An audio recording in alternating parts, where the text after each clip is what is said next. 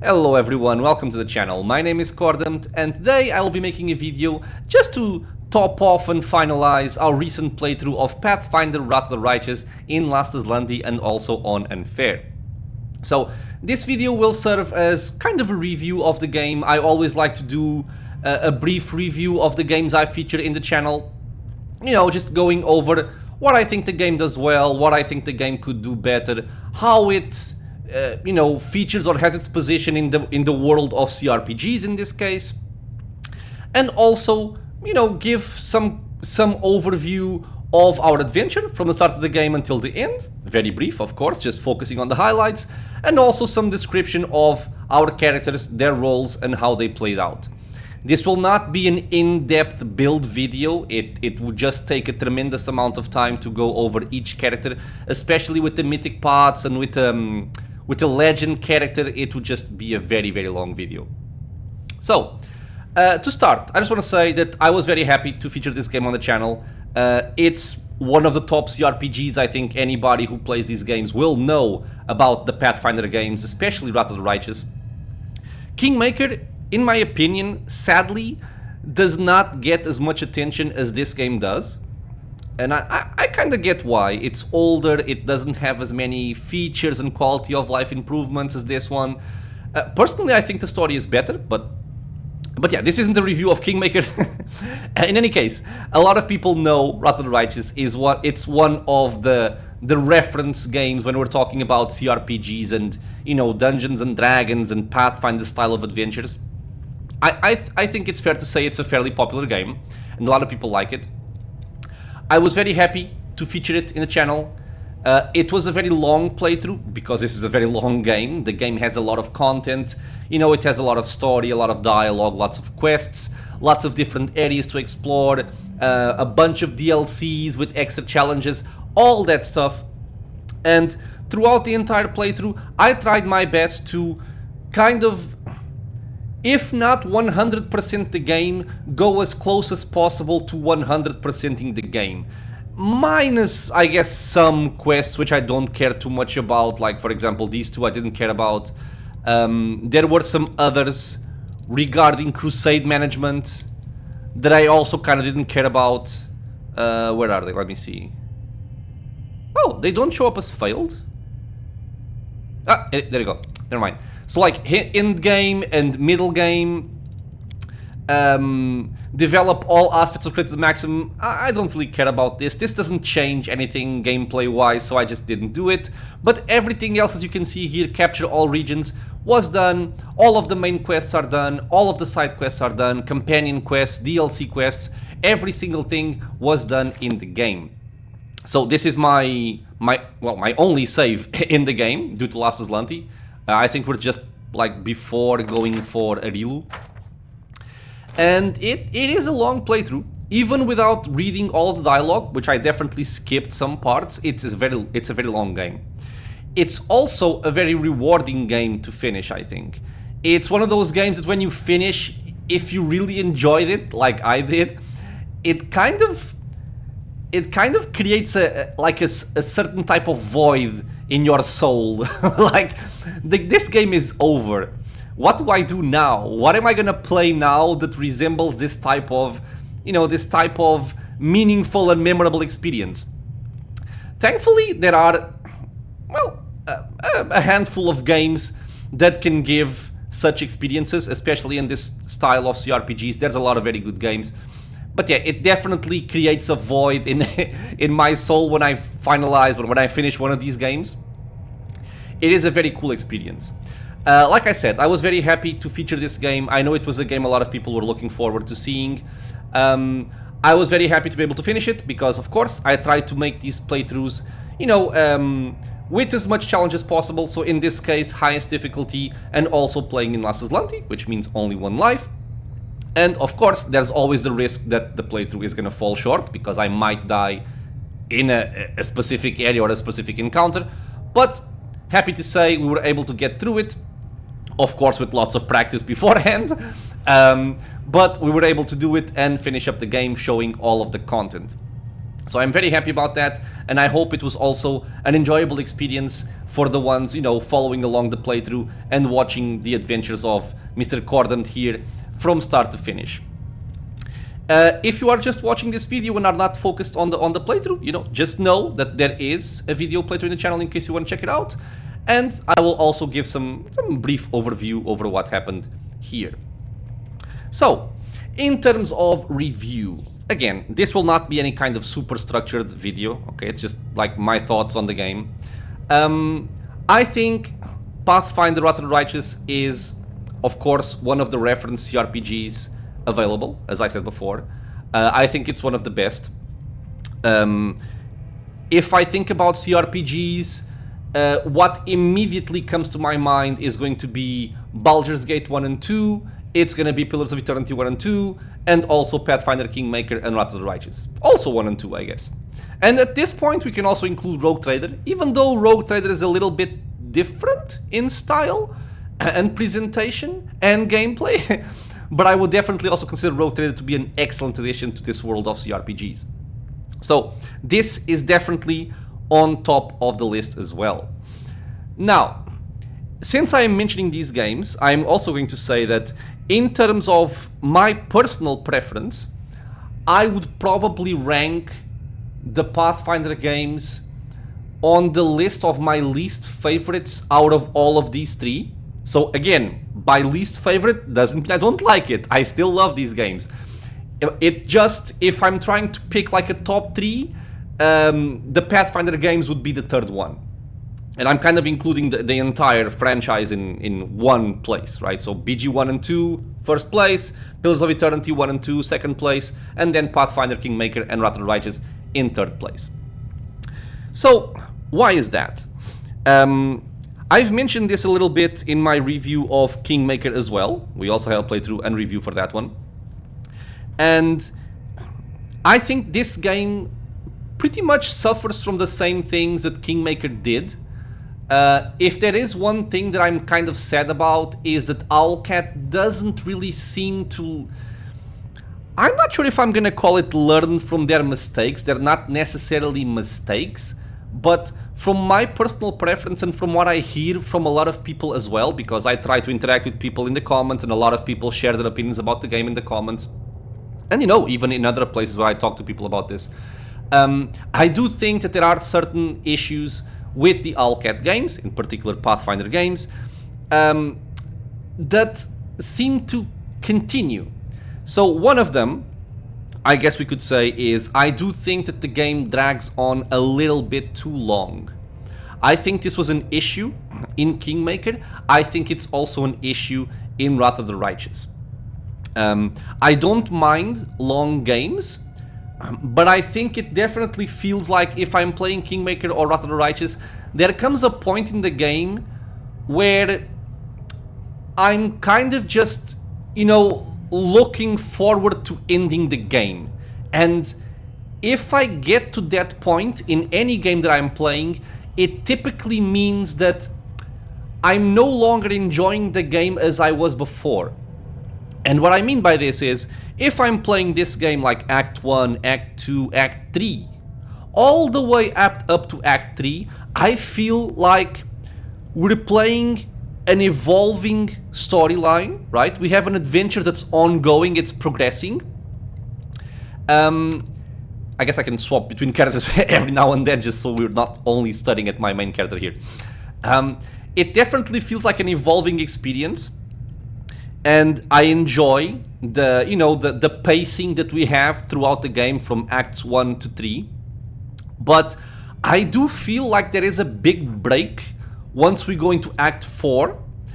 It's potentially because of the area in which Act 4 plays out, right? But in my opinion, it feels kind of like almost like a break-in sequence. In terms of story, it makes sense, right? You're dealing with the demon invasion, so you have to go to the abyss and deal with the enemy there.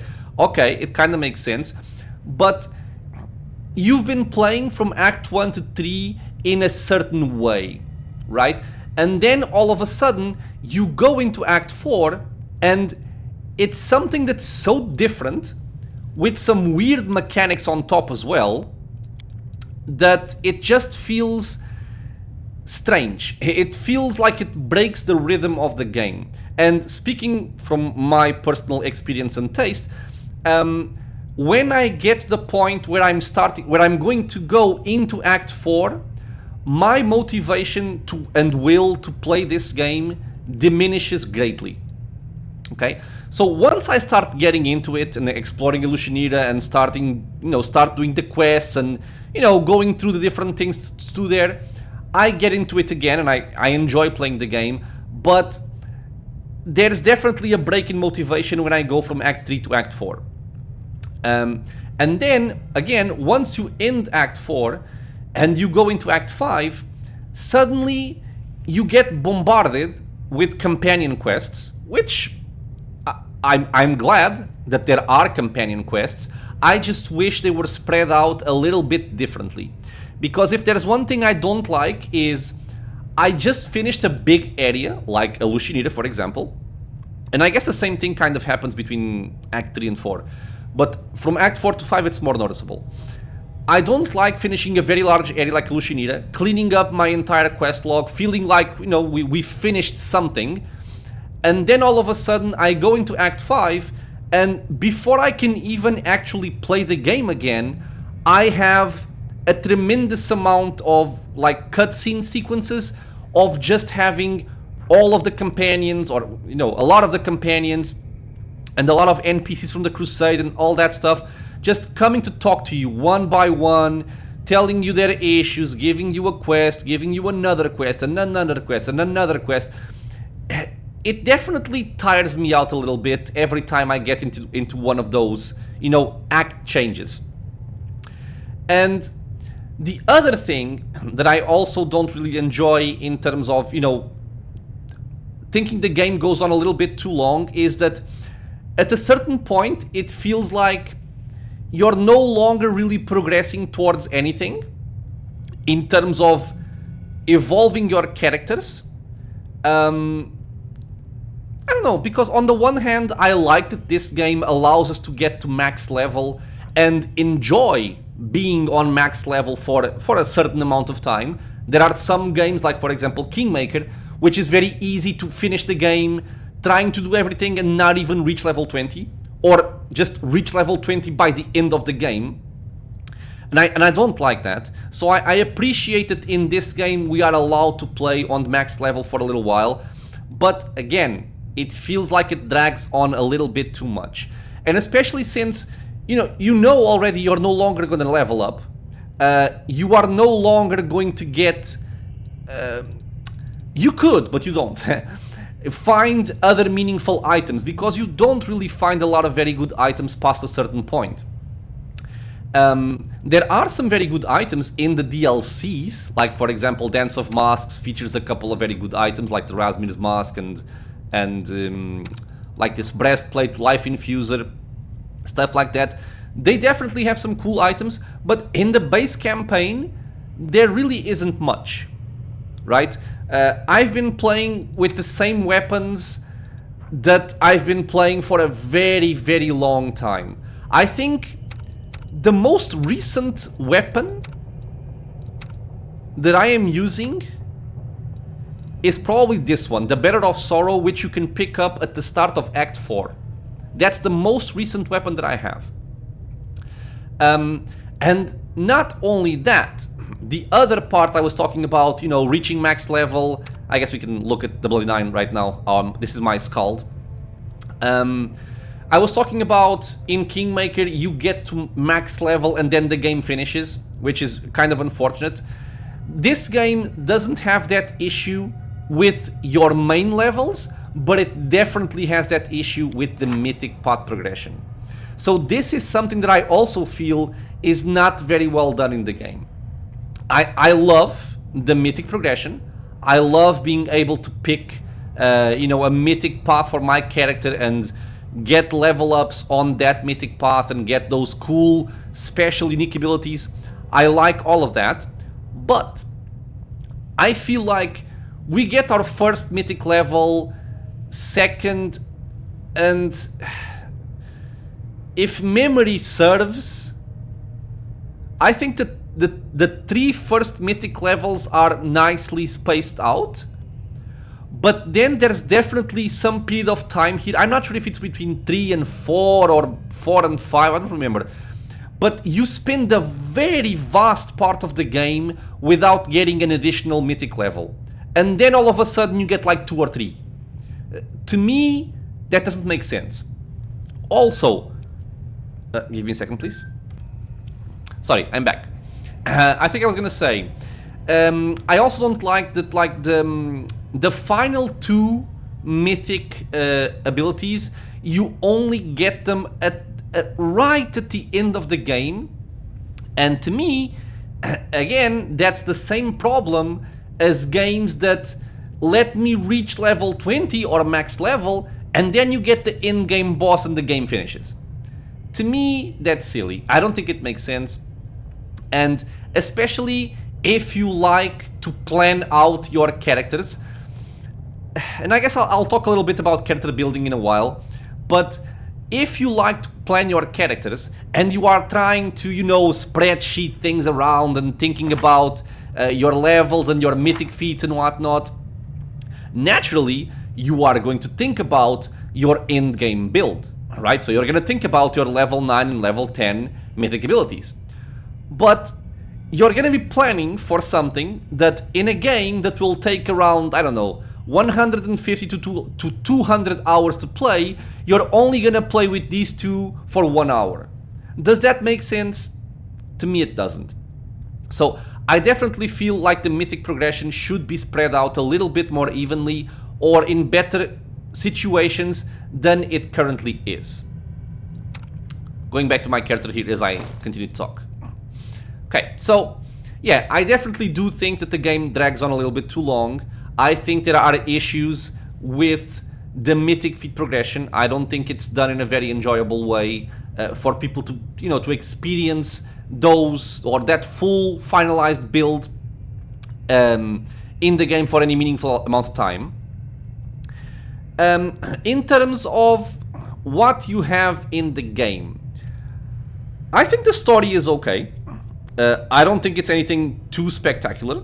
I think it's just a story about the game. It never really interested me too much, but I think it's because of the extremely demonic nature of the entire storyline, and I'll talk a little bit more about that as well in a second. I think, for example, that Kingmaker has a better story, but again, it's possible that I just identify better with the, you know, the scenario and what's happening in Kingmaker than I do here. And what I mean when I talk about the demonic aspect of the game is that Wrath of the Righteous, from the very start, it's very obvious that this is a game that will feature a lot of demons. The entire story is revolving around demons, demon lords, deities, all that kind of stuff. So it's very prevalent, the existence of demons in the game. And, you know, normally that's not really too much of an issue. But to me, I think there are just way too many demons. There's not enough enemy variety. Okay, that's my opinion. I don't really enjoy killing demons after demons after demons after demons the entire course of the game, and it never really changes very much from that. You have cultists, you have demons, you have a couple of, you know, beasts here and there, undead in certain undead sequences, but it's just very heavy in terms of demons. It is because of the story, so it makes sense, but from a gameplay perspective, I don't enjoy it very much. I would much prefer to have a lot more enemy variety. And again, I'm going to be making comparisons, of course. If we think about Kingmaker, I do think that those kind of things are better spread out. So for example, you start the game and you are dealing mostly with, let's say, humans, and some low-level kind of monsters, for example, like the mites and the kobolds and centipedes and whatnot. and then you have a different chapter kind of more focused on trolls, and then you get a different chapter focused on the first world, and then you get blah blah blah blah blah. So you see a progression throughout the story of the game where it starts introducing more and more enemy variety, and you have something different to look forward to as you go through the game. Not so much the case in this one. In this one, yeah, you deal with cultists and you deal with demons. That's basically it. You have some other enemies here and there, but the majority of enemies are gonna be demons. And not only in terms of, you know, the actual enemies, but in terms of the areas that you are inserted in. This might be a minor thing for a few people. To me, it's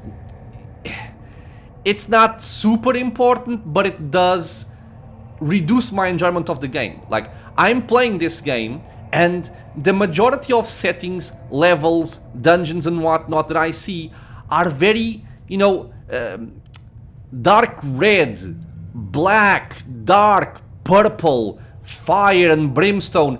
Everything is this kind of color palette. It doesn't really change too much from this.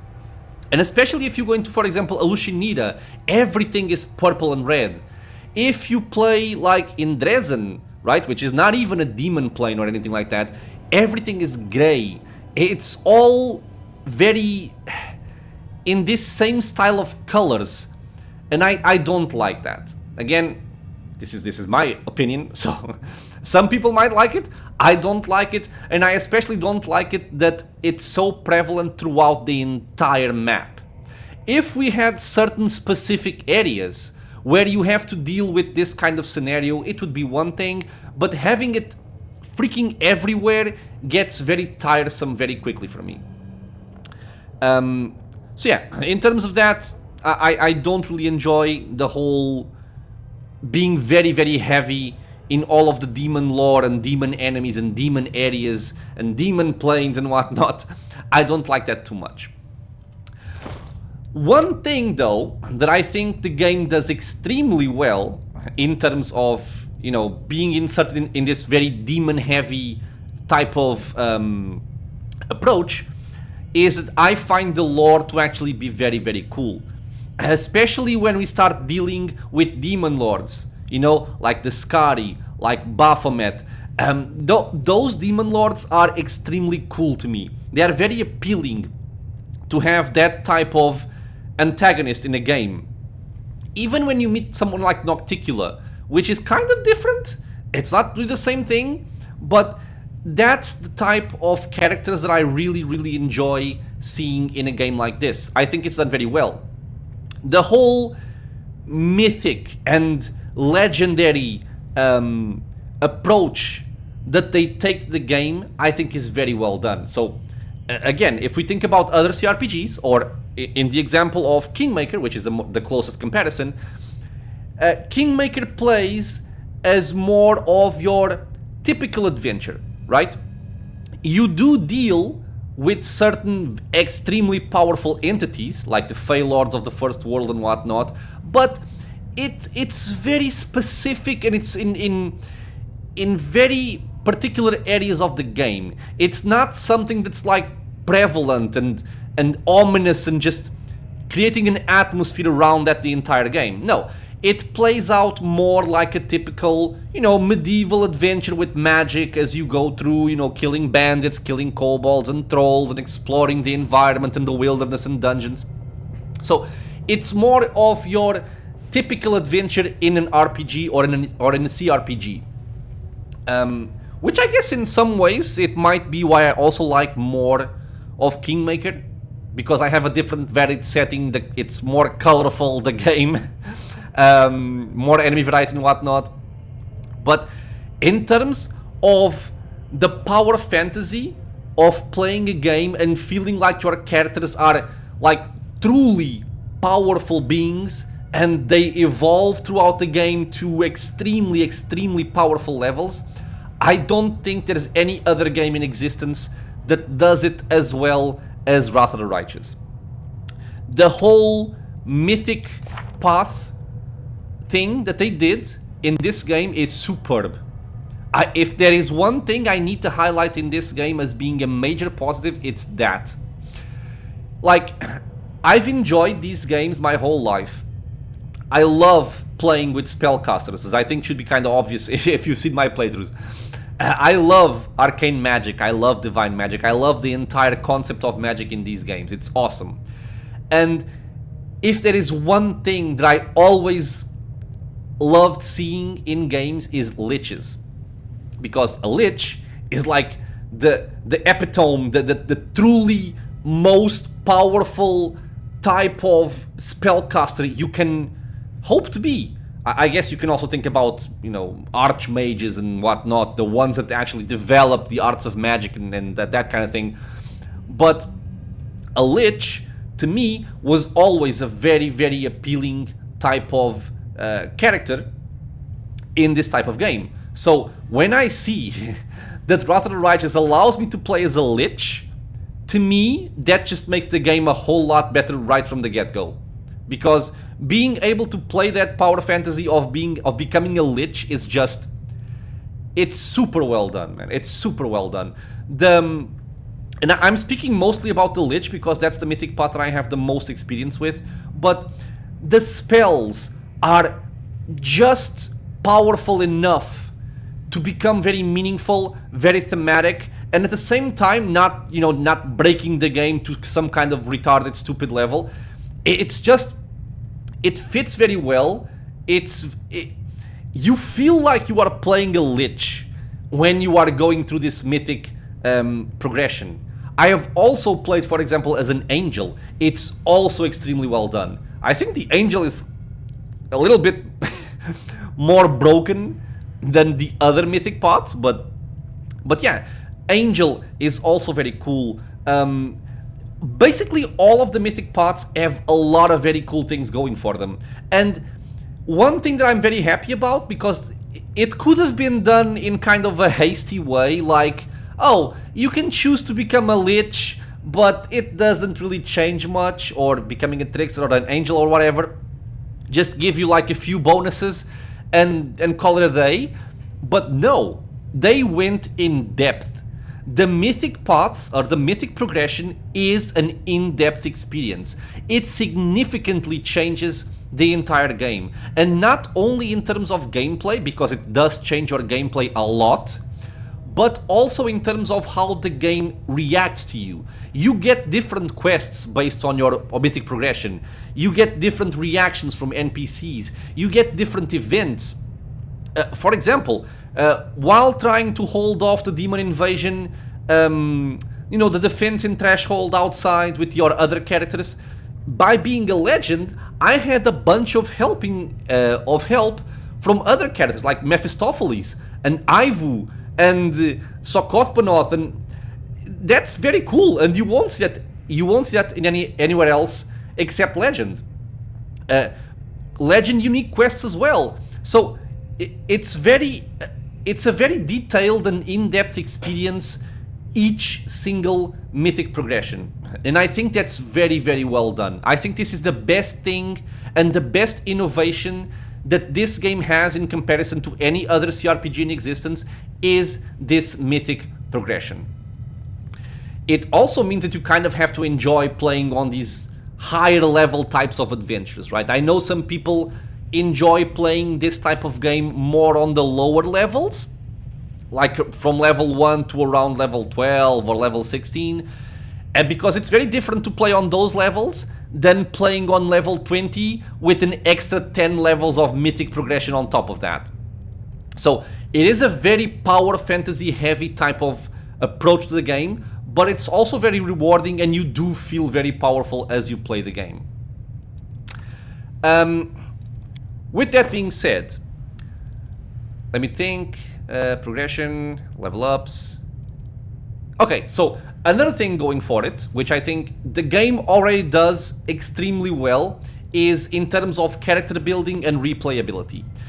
Even if we took out mythic paths from the equation, the amount of classes and subclasses and prestige classes and multi-classing options you get in this game is tremendous. It's stupid, the amount of choice and versatility and customization you can have in this game. And again, I do think that this game does that better than any other game in existence of this style. There's just so much to choose from. If you like building characters, I know not everybody likes that, but if you like building characters, you know, thinking about their level ups and thinking about if you want to mix a couple of classes together, or, you know, picking your feats and spells and whatnot, I think this game does it extremely well. The amount of choice you have, the amount of replayability this game gives you is insane. Is insane. You have a tremendous amount of value playing this game.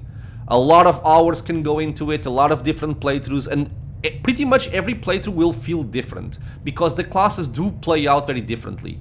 And then if you add mythic pots on top of that, it just goes even further, right? So just the mythic progression is gonna give you like at least 10 different playthroughs if you want to experience things differently, even if you pick the same class every single time. So yeah, it's really cool in that regard. What else? In terms of, you know, the actual gameplay, I think the gameplay in Pathfinder, both Kingmaker and Wrath of the Righteous, is very solid. I think it's a very good flow in terms of how you play the game.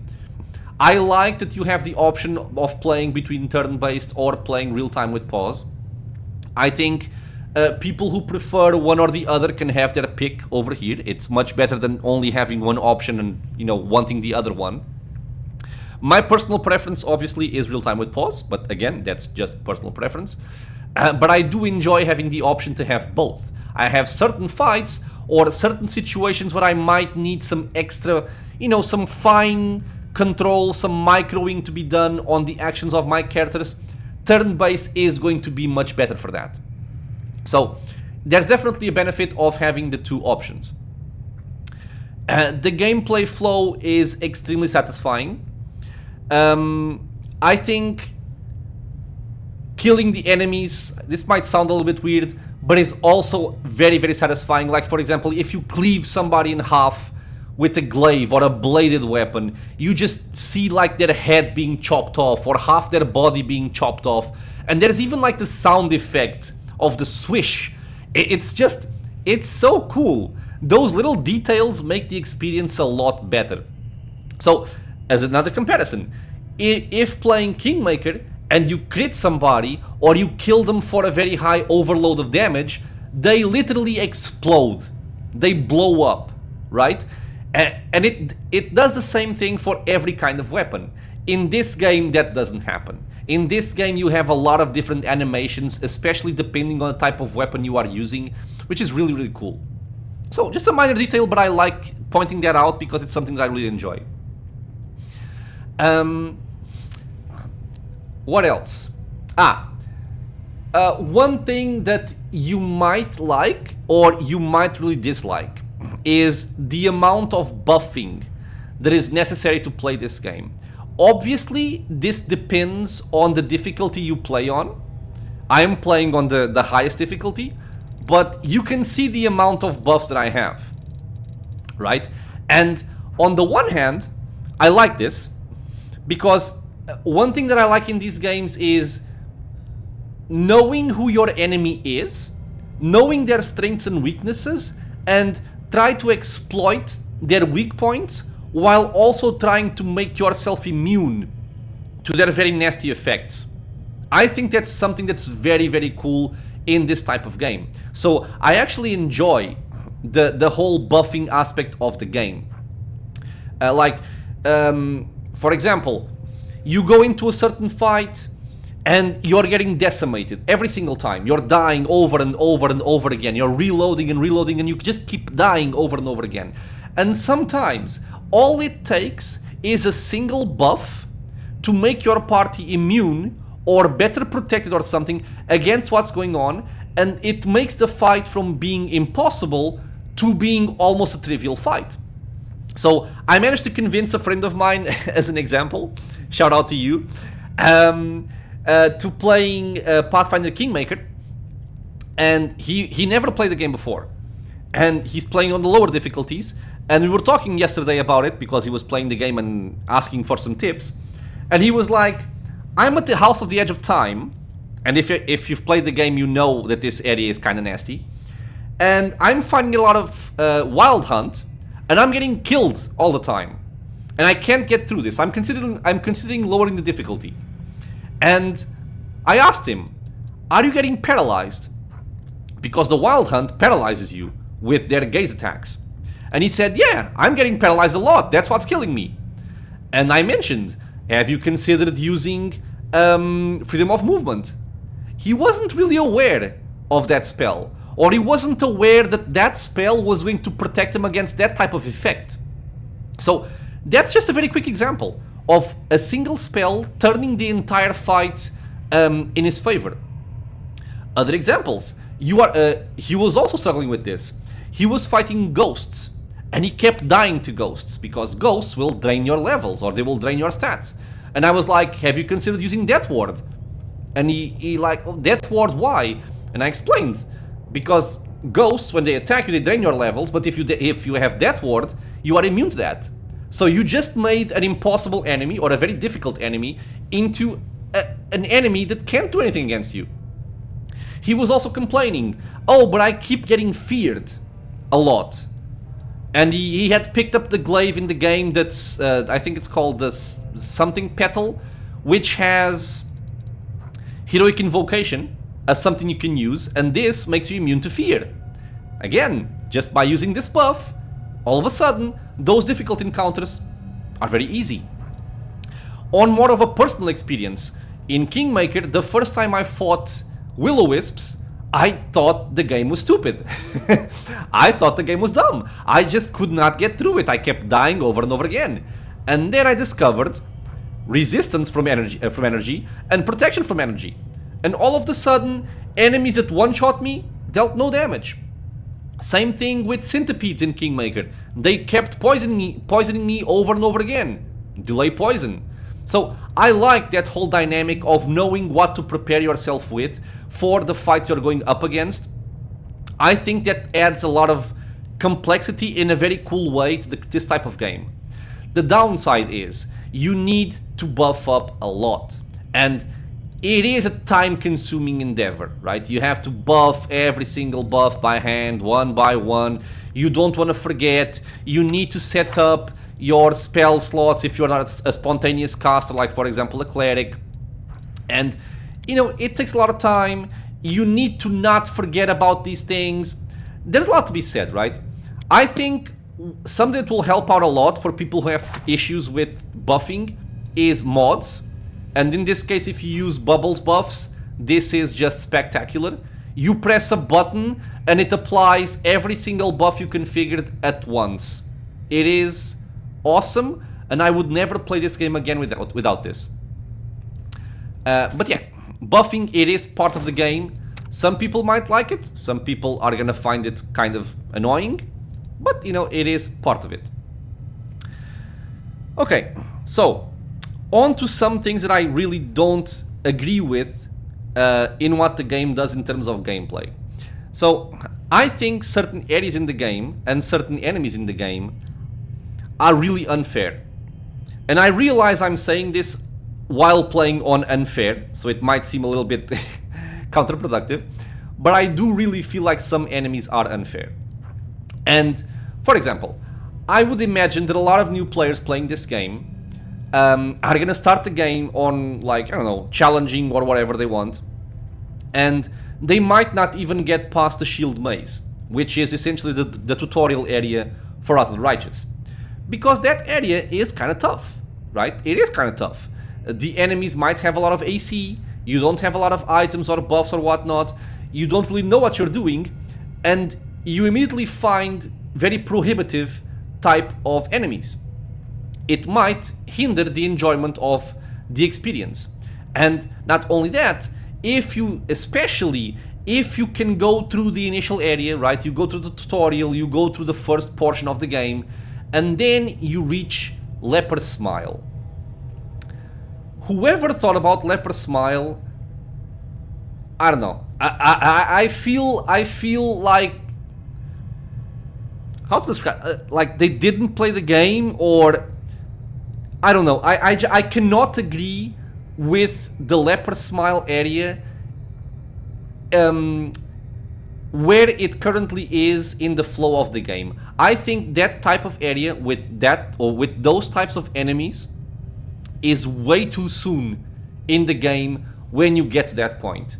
You're like what, level 7? 6, 7 or something once you reach that? It's messed up, man. It's messed up. You go up against Vescavor swarms, it's not an enjoyable experience. It's not. Your whole party gets confused with gibber all over the place. Your characters killing themselves. You have a hard time hitting the goddamn swarms because it's almost impossible to damage them unless you know what you're doing. Thankfully, they added some things to the game with the DLCs that make it a lot simpler, the Swarmbane clasps, but still, they are very annoying enemies. And the whole area is kind of anti-player, because you go there, and if you pick up loot from the floor, you are unknowingly messing up your entire army. Sorry, I had to make a break to drink some water. But yeah, if you pick up loot, which you typically always want to do, because otherwise you're missing out on items, you are messing up your crusade management. And as a new player, this feels very bad.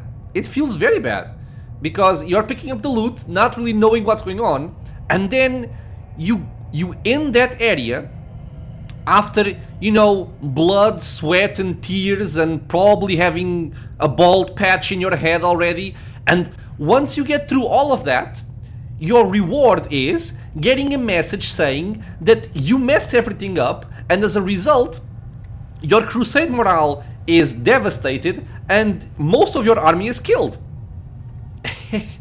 It's not an enjoyable experience. It's just not. So yeah, that type of enemy I think is very unfun. That area is very unfun.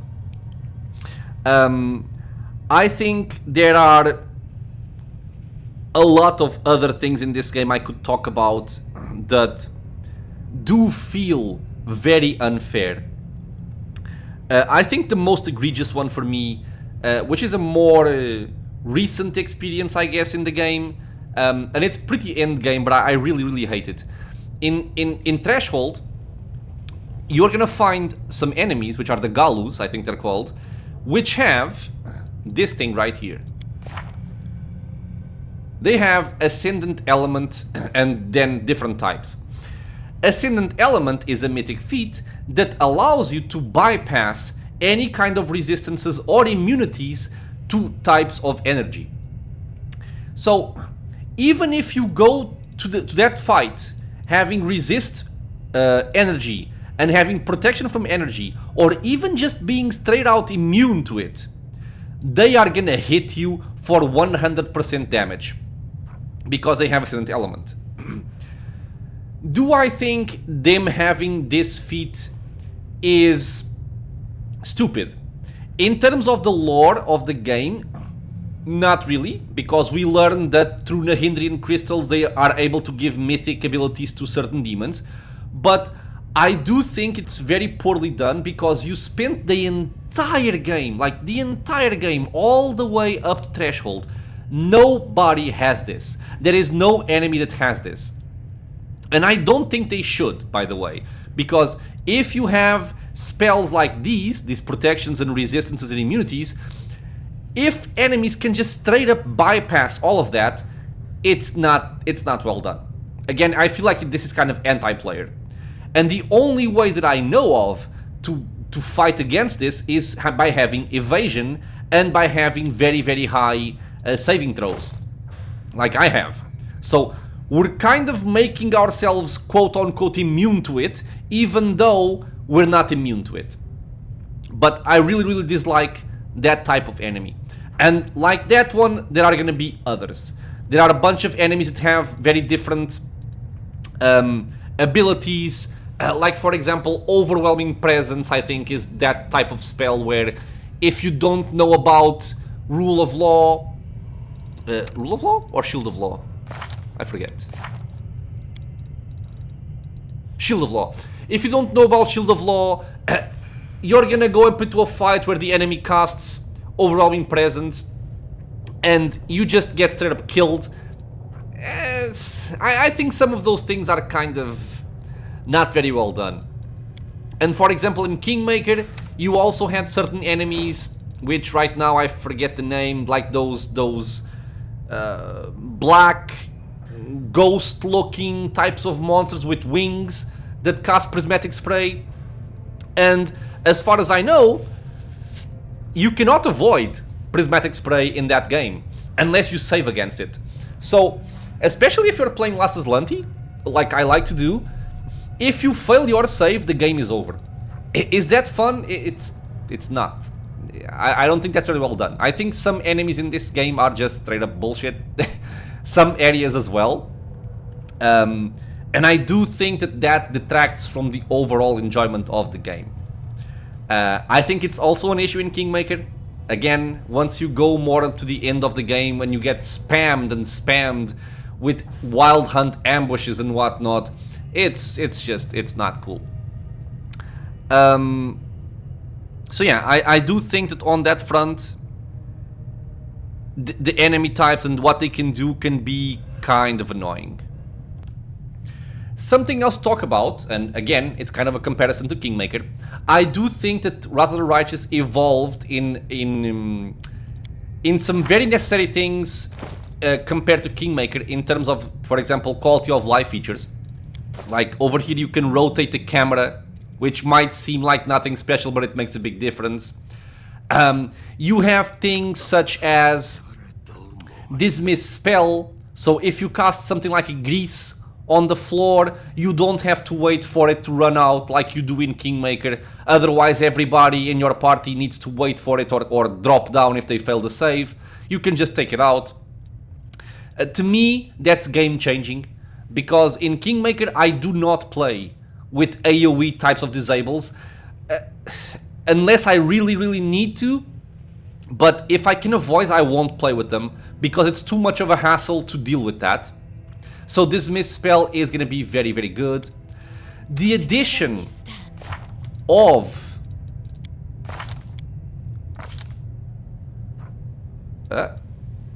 not you, sorry. Of selective meta magic is also superb, because selective meta magic means you can make your AoE spells friendly fire. Sorry, not friendly fire. Not subject to friendly fire. So they're all party safe. This is a game changer in a tremendous way. Especially for crowd control types of characters like my Cordampini here, which is my Brownford Transmuter.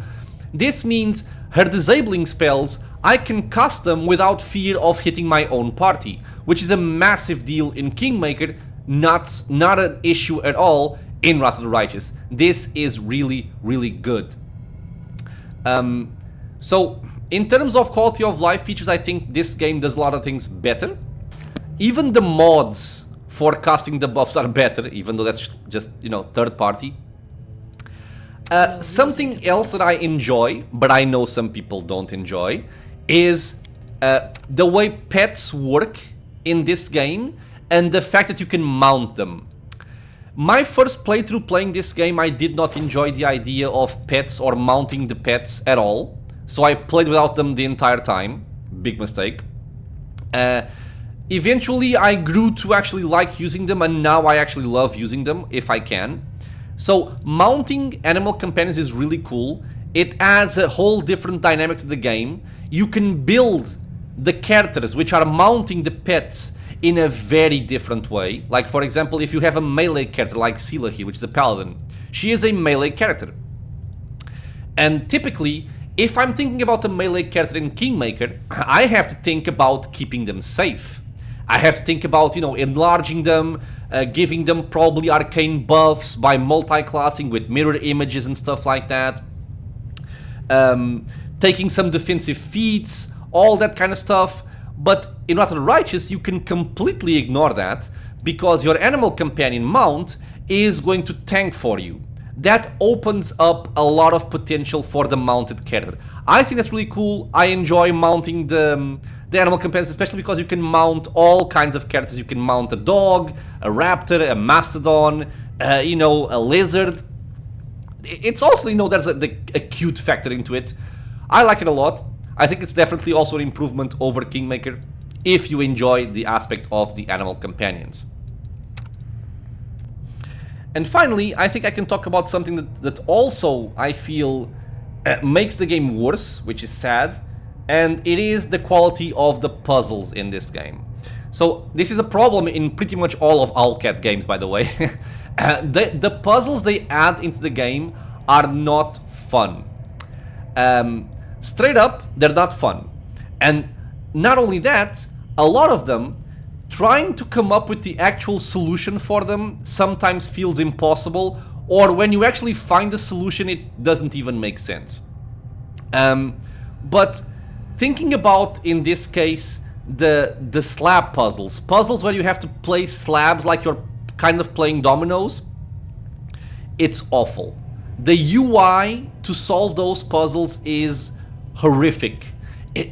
There's a reason why there's a mod called Puzzle Skip, which skips those puzzles entirely, just because it's so goddamn awful to go through them. So puzzles are a major downside in this game. Having said that, I think that kind of covers most of my review for the game, focusing on the points where I think, you know, we have the more important things.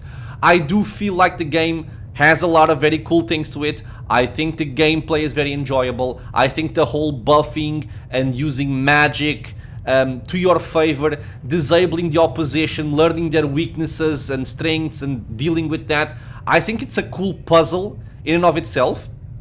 Preparing for fights, you know, working through stacking bonuses to your attacks and stacking bonuses to your defenses, the itemization, the way your level ups and the feats work to make all of this, you know, basically turning the dice in your favor.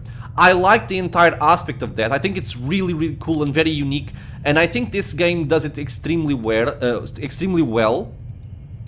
I think the Mythic progression is one of the best things this game has going for it. It's really, really solid.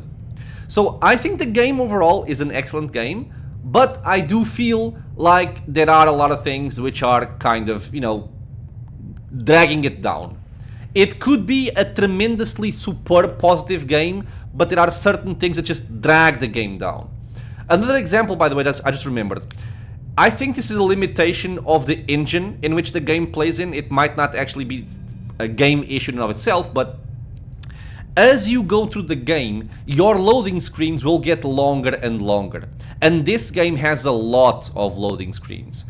Because if you want to go to your city, loading screen. You want to go out of the city, loading screen. You have an event in the Crusade Management, loading screen. You go into a different area, loading screen. You get a cutscene, loading screen. So there's a lot of them. There are way too many. It takes you out of the gameplay flow, which is a problem in and of itself, and they get longer and longer, which just makes playing the game slower. It takes more time. It's, you know, it's not enjoyable. So overall, really great game. I would still very easily recommend this game to anybody wanting to play a CRPG, as long as you are okay with a difficult game and also a complex game, but still an easy to recommend game. Tremendously good game, but it does have a lot of things which are kind of dragging it down. I guess I touched difficulty a little bit. I can talk about it a little bit as well. I do think this game is very difficult, especially if you play on the higher difficulties. Not even necessarily going for unfair, right? But even if you are playing on challenging, by the way, what are they, by the way, difficulty? Yeah, even if you are playing on daring, if you haven't played this game before, or if you've only played like a couple of times, even daring is going to present a significant amount of challenge. And you have to be able to deal with that difficulty in order to enjoy the game. Because I know some people find the game too difficult, and the difficulty just makes them not want to play the game at all. So yeah. Okay, so this is already a long video, but I guess let's go briefly over our characters here and discuss a little bit what we went through. So I'm going to be focusing mostly on my main character here. So this is a character which started out as a level 1 Scaled Fist Monk. If you want to know my whole plan for leveling him up, I have a video of this in the playlist of the actual playthrough. I think it's like the second video. I explain my whole thought process for how I'm gonna level up the character. Come on. Like the whole process and the whole, like, the multi-classing and all that. But I think my idea for this character worked out very well. I had practiced for this playthrough with a similar character. I went a little bit different with this one, but I think it still worked out very well. We ended up with this kind of lineup, which is a level 2 Scaled Fist, level 4 Sorcerer,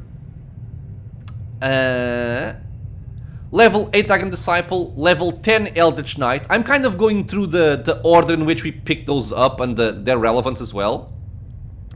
And then we got some levels into Demon Slayer, Paladin, Lore Master, and also Mutation Warrior.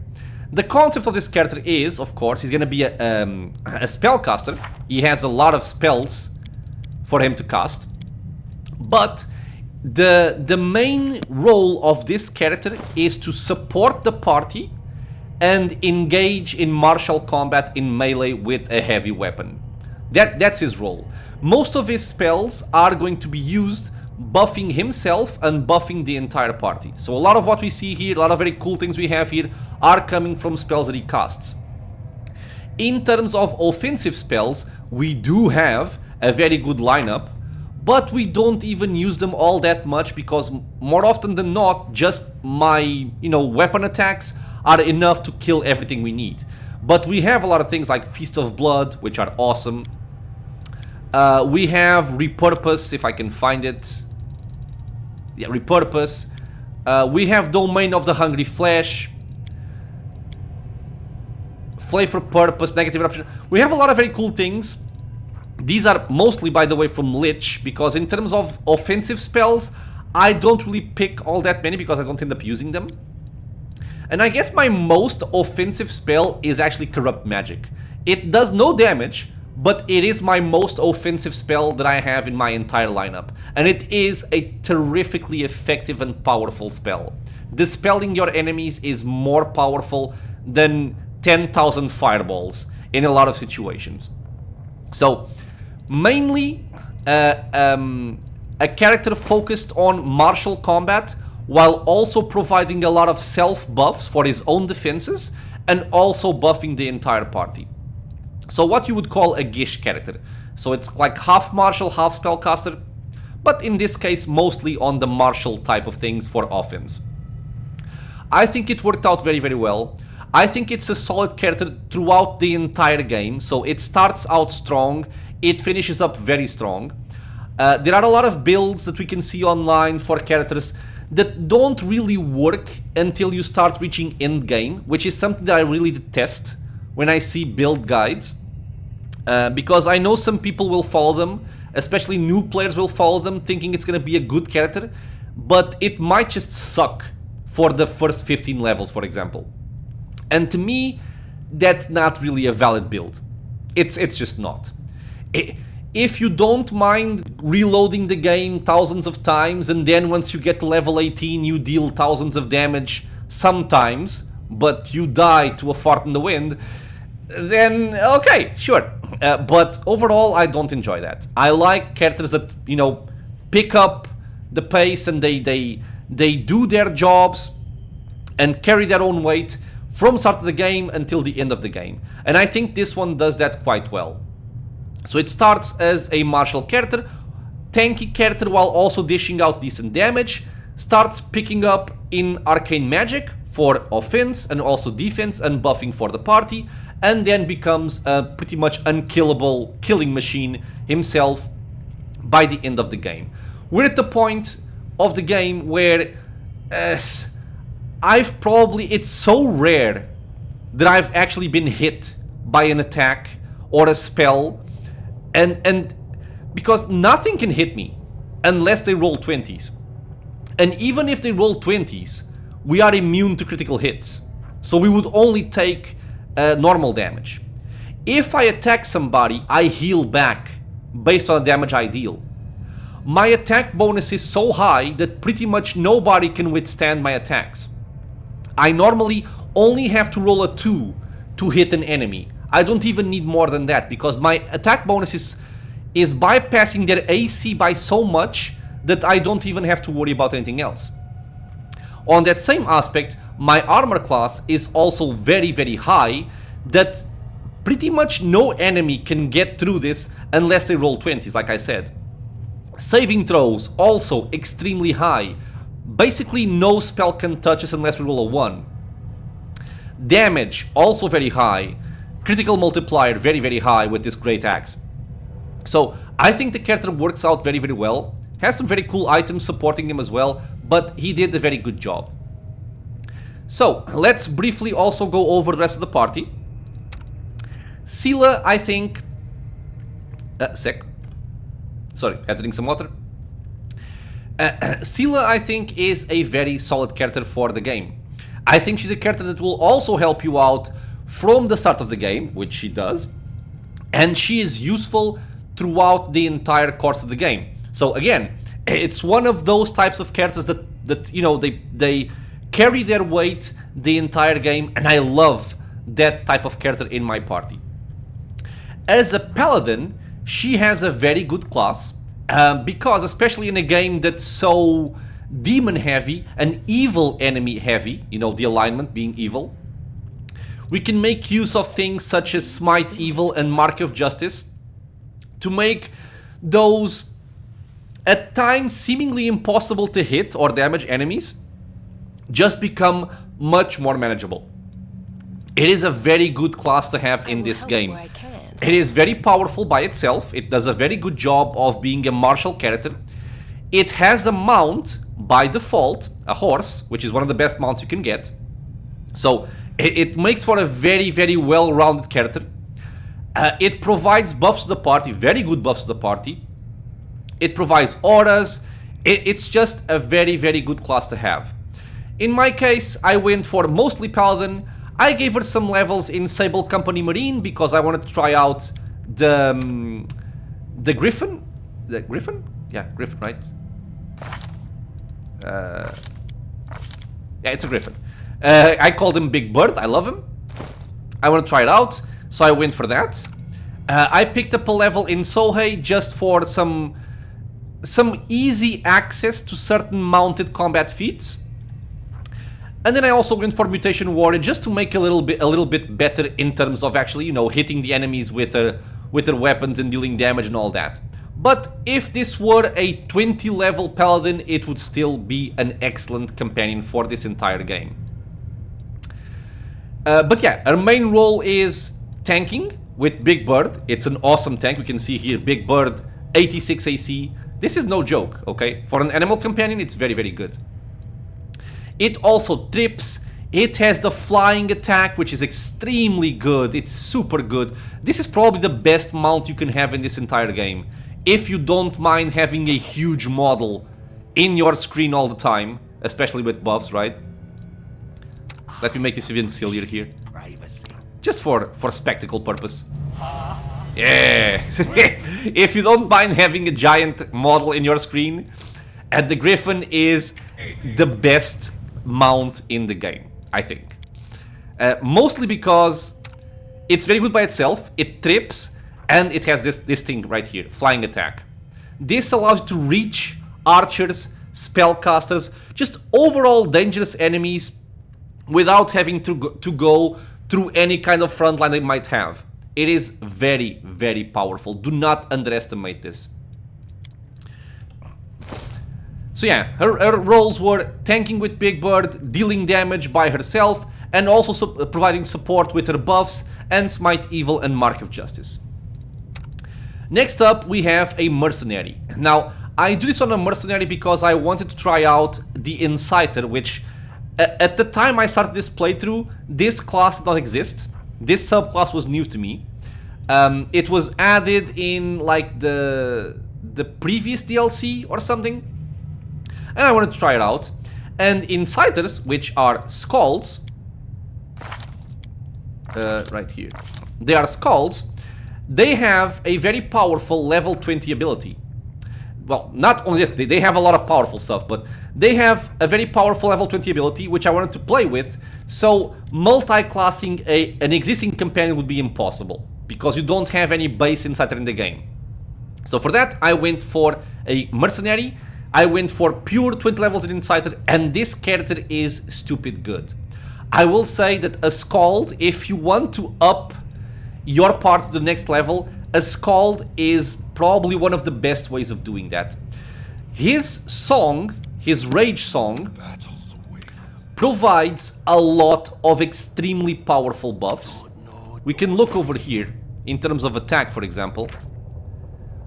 We get +6 from Inspired Rage, which is from the Scald song, and then we also get a +6 from Lethal Stance, also from the song, because you are able to apply rage powers to your song.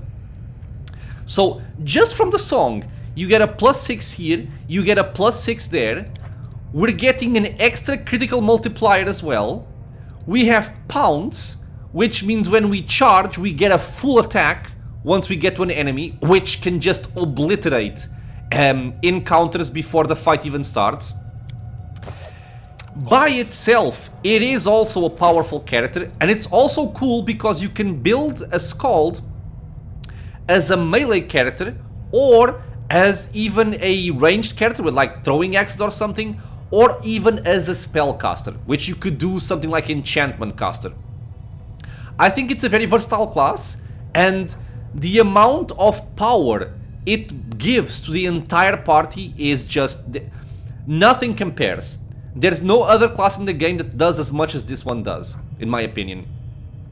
The Inciter, by the way, adds some very cool things, like the Insult here, which is a minor debuff to the enemies, which is cool, but not the main thing.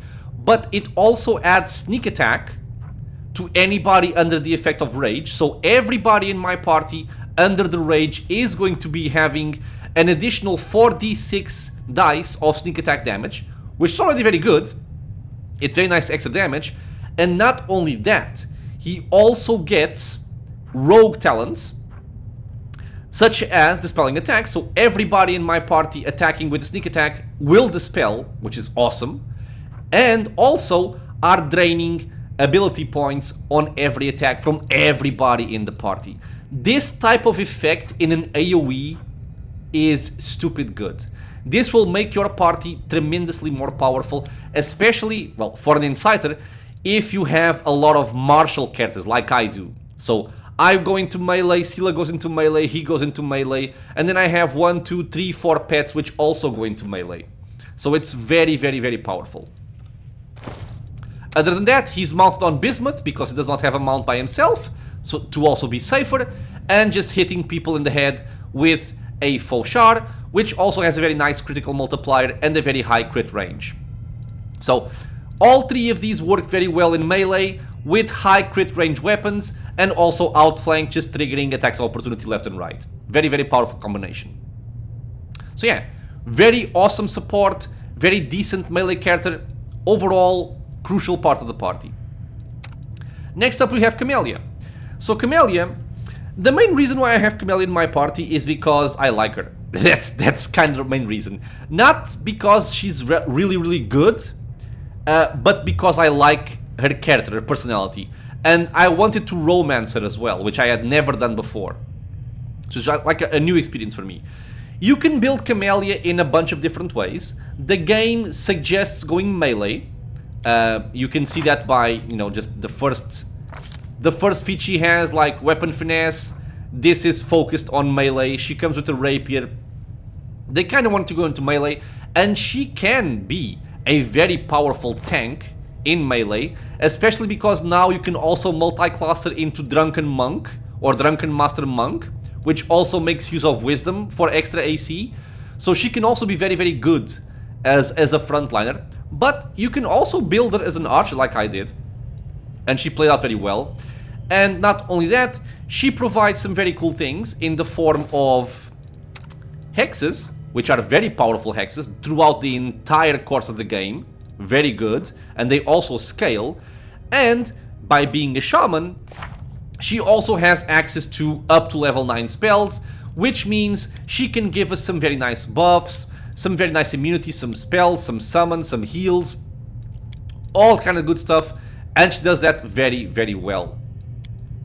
If I was not romancing her though, and I wanted to use an archer, I probably think Erushale would do a better job. But, you know, she did quite well, and I wanted to play with her, so I think I think she played out very nicely. For the most part, I kept her pure a Spirit Hunter. I simply took 1 level in Demon Slayer for extra bonuses against demons, and then also 1 point in Lore Master to have access to Sense Vitals, just as another buff to help out in our damage. But overall, her role in the party is trickery, lockpicking, detecting traps and all that. Also for perception, because she has a lot of perception. Right, so all this here. Support, because she's mostly buffing and healing. And also as an archer, her main role is to target enemies which you might not very easily reach. Like, again, spellcasters which are far away or behind other melee enemies, or other archers, stuff like that. She can very easily reach out to those enemies and kill them very quickly. That's a role. Next up, Cordampina. So now we have 2 more mercenaries here. I went for a mercenary here because I like my clerics to have certain domains. So I like clerics of Erastil. I wanted her to have animal domain, so she could have a pet, Doggy Doggerson here, and also community domain to have Guarded Hearth. Now, I think Guarded Hearth is more relevant in the early game because it provides a very nice buff. In the late game it's still very good, but not as meaningful. But a pet is always very good. The way I build her is as a pure offensive spellcaster. So a cleric typically I could use as a mainly buffer character and healer, but this game actually has a lot of support for clerics in terms of dealing damage. And this character is built for evocation spells, and it's built for stacking extra points of damage per dice rolled. So I have multiple items that do this, right? So every time I cast a spell, I'm gonna deal 1 more point of damage per dice rolled. I have that over there. I have that over here as well on my shield. And this is something you cannot easily get on, let's say, a sorcerer, for example, because it's medium armor and a shield. But both of these things are things that the cleric can use by default. We also have elemental imbuement, which is an additional 2 damage per dice rolled. So right here we have 4 extra damage per dice rolled. We have Legacy of Last Azlanti, which also deals 2 additional points of damage per dice rolled. So we have a lot of damage potential with her spells. In this case we're playing with cold conversion, so all spells we cast are getting converted into cold, which means we can make use of Ascendant Element Cold to bypass any immunities throughout the entire game. She was extremely useful, both for her buffs, because obviously as a cleric she also has a lot of buffs, you know, like Death Ward, Freedom of Movement, Crusader Edge, you know, Remove Paralysis, all types of typical cleric buffs, but then she also goes very heavy into offense, as you can see by my my spell selection here. She was extremely good, she was very effective, I really enjoyed having her in the party. I will see this through. And finally, we have Cordampini, an additional mercenary. Now, this one I would say you don't really need too much, but I like playing with brown fur transmuters a lot. I think brown fur transmuters are very, very powerful by sharing transmutations. You can share some very powerful spells like Frightful Aspect to your pets, for example, which is very powerful. She can make your buff spells better. Like, for example, if you look over here, my Fox's Cunning is giving me a +6 instead of the usual +4. That's something unique to brown fur transmuters. And she's basically built as a brown fur transmuter with lore master levels. This is just to be able to get access to other classes spells, like for example, we have Creeping Doom, which is from the Druids, which is a very, very powerful spell, especially combined with Corruptor, which means that your swarms that you summon from Creeping Doom will actually poison and nauseate the enemies, even if they are immune to poison. It's a stupid powerful interaction, this one. Very, very good. We have access to something like Mass Heal, because as a spontaneous caster, she has a lot of casts of this. And she was built as a pure spellcaster. She has no martial capabilities in the same way as Cordampina. She does not have any martial capabilities. It's pure spellcasting. And she is built as a conjuration type of arcane caster, because Stinking Cloud, especially in the early mid game, is extremely good, again in conjunction with Corruptor and your own party buffed with Delay Poison. So basically what you're doing is you are bypassing the immunity of the enemies and disabling them straight up, while your whole party is immune. This was a very powerful interaction in Kingmaker. It is a very powerful interaction in Wrath of the Righteous as well. So she's focused mainly on conjuration early for stuff like Stinking Cloud, stuff like Grease, especially Selective Grease, Glitter Dust, Web. All these spells, which are like level 1, level 2, level 3 spells, are extremely powerful for the majority of the game, and especially in the early and mid game, they will help you out very, very much. So she is mainly a buffer and a crowd control character. She doesn't really deal damage, but she's very good at what she does.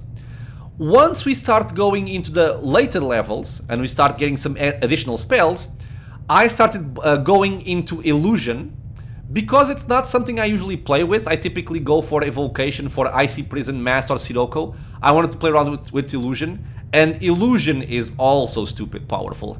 Phantasmal Killer straight up kills enemies. Phantasmal Web, just holding people in place, the same thing we did with Web, very good, but also nauseates in the same way as Stinking Cloud. Was a very powerful disabling spell to use throughout the entire game. Phantasmal Putrefaction I think is cool, but I didn't use it as much as I wanted. I think the other spells do what I wanted to do well enough to bypass this. Heighten for the better spells we have. Creeping Doom as like the main disabling spell we have if we want like summons to disable people. Level 8, it's mostly buffs, and then at level 9 we start getting into the stupid stuff. Weird is extremely good. It is super good. This just one-shots the entire screen.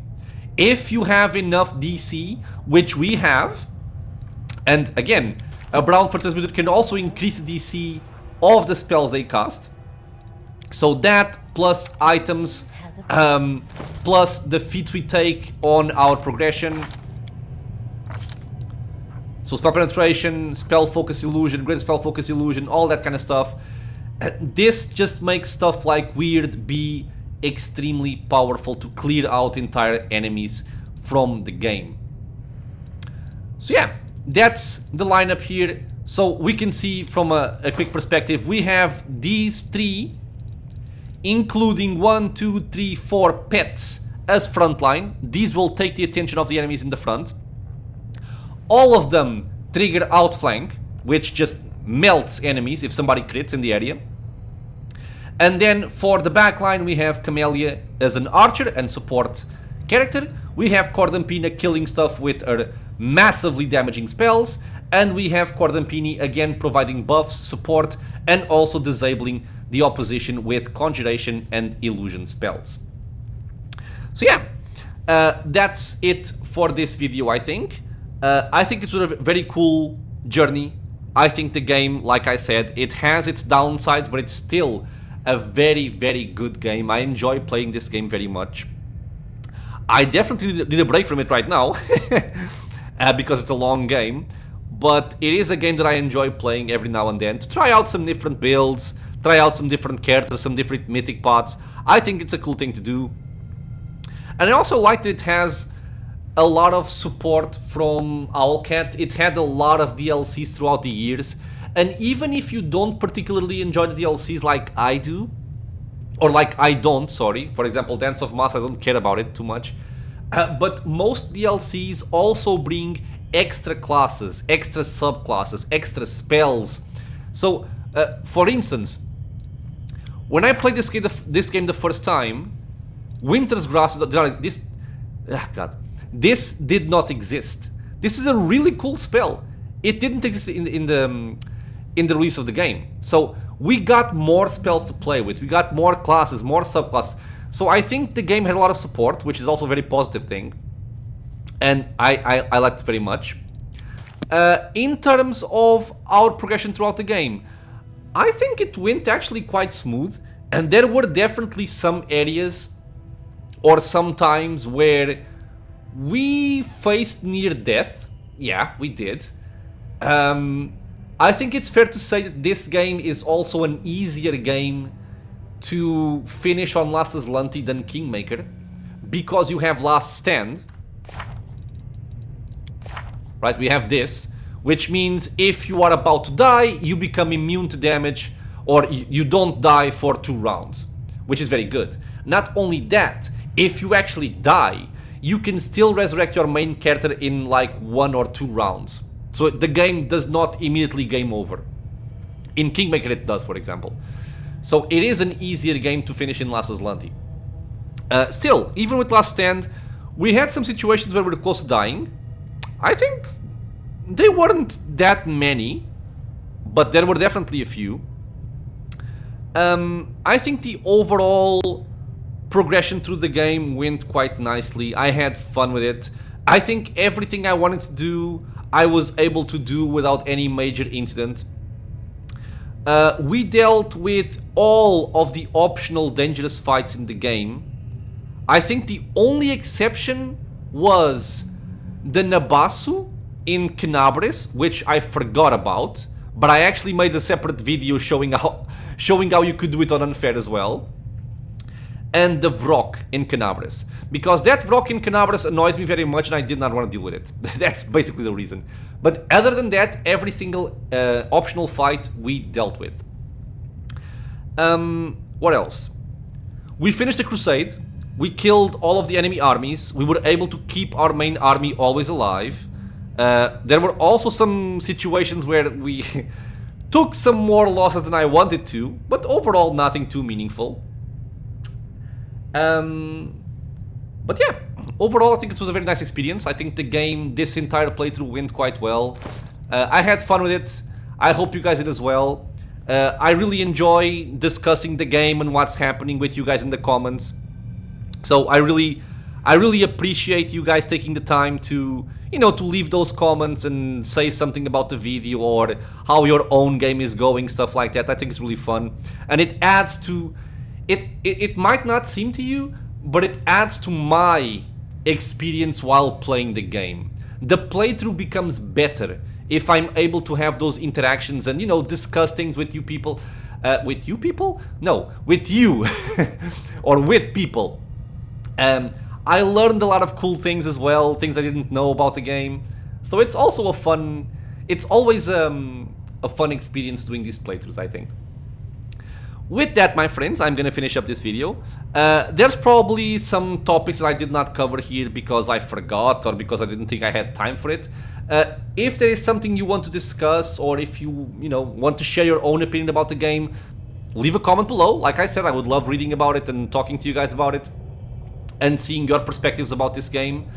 And as always, if you enjoy this type of content, consider subscribing. Many more of these coming out soon. Very soon we'll also have a new playthrough for the channel, to be revealed what it's gonna be, but hopefully you guys will like it. So yeah, subscribe if you want to see some more videos, and it's also a free and easy way to support the channel. I hope to see you all in a separate video, and until then, stay safe everyone.